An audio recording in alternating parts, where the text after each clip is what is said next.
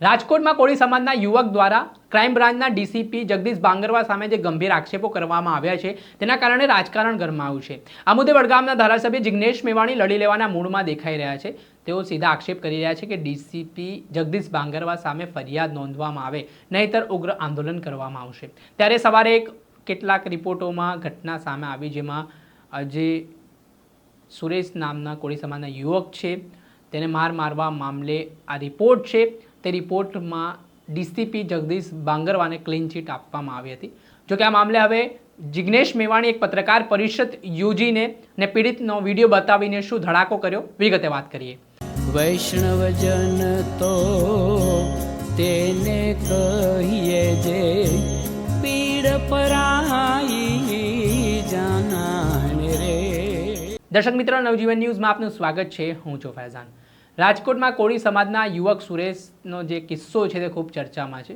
તેમણે સીધા આક્ષેપ કર્યા છે ક્રાઇમ બ્રાન્ચના ડીસીપી જગદીશ બાંગરવા સામે છે। ખૂબ જ ગંભીર આરોપો પણ માનવામાં આવી રહ્યા છે, જેમાં એક બિલ્ડર વિરુદ્ધ સમાચાર કરવા બદલ સુરેશ નામના કોળી યુવકને ડીસીપી કચેરીએ બોલાવવામાં આવીને ત્યારબાદ તેમના પર બર્બરતા આચરવામાં આવી હોય તેવા આક્ષેપો સુરેશના છે। ને આ ઘટના મામલે છેલ્લા 2-3 દિવસથી જબરજસ્ત રાજકારણ ગરમાયું છે। ને આ વચ્ચે સવારે કેટલાક અહેવાલો છે મીડિયામાં પ્રસારિત થયા હતા કે જે આક્ષેપો કોળી યુવકે લગાવ્યા છે તે ખોટા છે ને એમાં ક્લીન ચીટ ડૉક્ટર દ્વારા આપવામાં આવી છે જગદીશ બાંગરવાને। જો કે આ મામલાને લઈને હવે એ યુવકે ગંભીર આક્ષેપો કર્યા છે ને ડૉક્ટરો દ્વારા કોઈપણ પ્રકારની તપાસ છે તે મેડિકલ રિપોર્ટ છે તેમને કરવામાં ના આવ્યો હોય તેવા આક્ષેપો હાલ આ યુવાન લગાવી રહ્યો છે ને આના જ કારણે મામલો ગરમાયો છે। આ બાબતને લઈને ધારાસભ્ય જિગ્નેશ મેવાણીએ પત્રકાર પરિષદ પણ કરી છે અને શું ખુલાસા કર્યા છે તે સાંભળો। રાજકોટના ક્રાઇમ બ્રાન્ચના ડીસીપી ની સામે અમારું એક આંદોલન ચાલી રહ્યું છે। એમણે ક્યારેક સ્થાનિક પત્રકારની સાથે જે બર્બરતાપૂર્વક કથિત વ્યવહાર કર્યો એને લઈને એ જે પીડિત પત્રકાર છે સુરેશભાઈ વડેચા એમની ઉપર કોઈ મેડિકલ ઇન્જરી નથી થઈ એવો રિપોર્ટ બહાર આવ્યાની ખોટી માહિતી એ મીડિયામાં હમણાં ફેલાવવામાં આવી છે।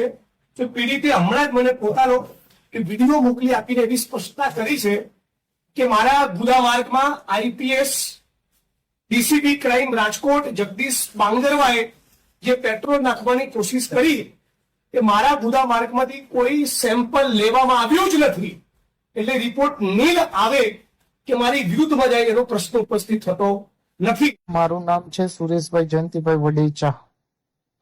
23 તારીખે હું દાખલ થયેલો છું 4 વાગે।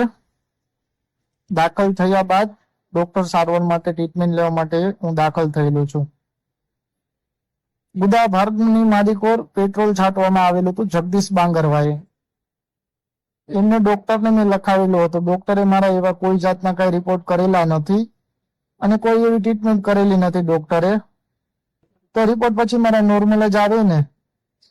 અને કાનના પણ ફડાકા મારેલા હતા જગદીશ બાંગરવાએ, પણ કાનનો પડદો પણ તૂટેલો છે અને પગમાં પણ ફ્રેક્ચર પણ થયેલું છે અને વાહામાં પણ નિશાન પણ છે, પટ્ટા મારેલા છે, વાહામાં નિશાન પણ છે, હાથમાં પણ નિશાન છે। જગદીશ બાંગરવાએ મારેલો છે તે પણ પગમાં ઈજા થયેલી છે, કાનમાં પણ ઈજા થયેલી છે, ગુદાના ભાગમાં પેટ્રોલ પણ છાંટવામાં આવેલું છે।